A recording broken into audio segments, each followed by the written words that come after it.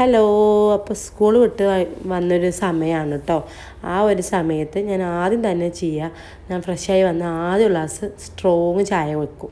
അപ്പോൾ ഞാൻ വരുമ്പോഴത്തേക്കും എൻ്റെ മക്കളെയും വീട്ടിലുള്ളവരൊക്കെയും ചായ കുടി കഴിഞ്ഞിട്ടുണ്ടാവും. ഞാൻ മാത്രമാണ് ചായ കുടിക്കാനുണ്ടാവുക.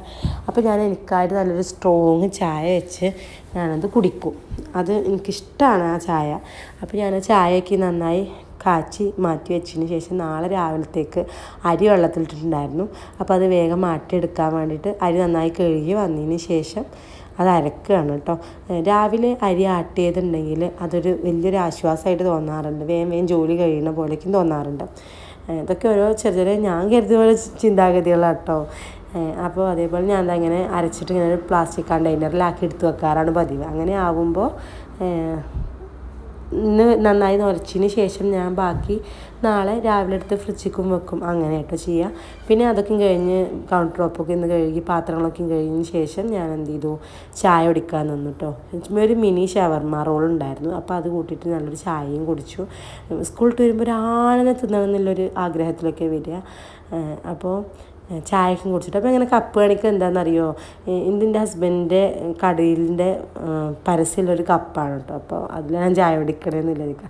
പിന്നെ ചായയും കൊണ്ട് തന്നെ നേരെ കുട്ടികളെ ബുക്ക് ഇന്നത്തെ വർത്താനം എന്തൊക്കെയാണെന്ന് അറിയാൻ വേണ്ടിയിട്ട് ഞാൻ വേഗം ബുക്കുകളൊക്കെ നോക്കാൻ പോകുന്നത് കേട്ടോ. അപ്പോൾ ആദ്യം തന്നെ UKG പഠിക്കുന്നതിൻ്റെ മകളെ എസമോളെ ബുക്കാണ് ഞാൻ നോക്കുന്നത് കേട്ടോ.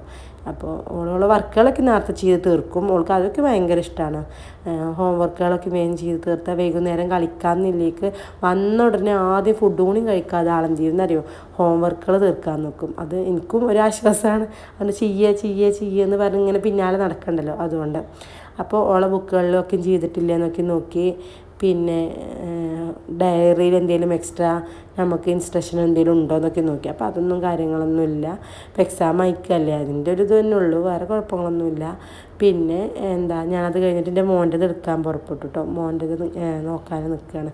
എൻ്റെ മോളെങ്ങനെയെന്നറിയോ, ഇല്ല പെൻസിലും പേനയും ബുക്കും ഒക്കെ കൊണ്ടുപോകും സ്കൂൾക്ക്. പെൻസിലുകൾ തന്നെയുണ്ട്, കുറേ പെൻസിലുണ്ടാവും, എറേസർ ഉണ്ടാവും, ഷാർപ്പനർ, പിന്നെ കീ ചെയിന്, കളറ് ഇല്ലാതെ ഈ ഒരു ബോക്സിൽ നിറച്ച് വെച്ചിട്ടുണ്ടാവും. അതിലൊന്നുമില്ല എന്ന് പറയേണ്ട ഒരു ആവശ്യം വരലില്ല.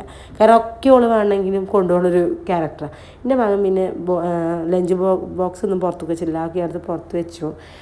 പിന്നെ നോട്ട് ബുക്കുകൾ വേറെയൊക്കെ ഇതാക്കി. ആൾ കണ്ടോ, ബുക്ക് ഒരു പേന കൊണ്ട് വെറുതെ ഇങ്ങനെ കുത്തി വരഞ്ഞ് ബുക്കിൻ്റെ ചട്ടയ്ക്കും കേടി വരുത്തിയിരിക്കുകയാണ്. പിന്നെ ഓൻ്റെ എല്ലാ സാധനങ്ങളും നമ്മൾ വെറുക്കണം. ഓനായിട്ടൊന്നും എടുത്ത് വെക്കൂല, ഒക്കെ നമ്മൾ ചെയ്താൽ ഓൻ അതുകൊണ്ട് ഇങ്ങനെ നടക്കും, അത്രേ ഉള്ളൂ. പിന്നെ ഓനക്ക് നേരെ തിരിച്ചാട്ടോ, ഒക്കെയും പാകത്തിനേ ഉണ്ടാവുള്ളൂ.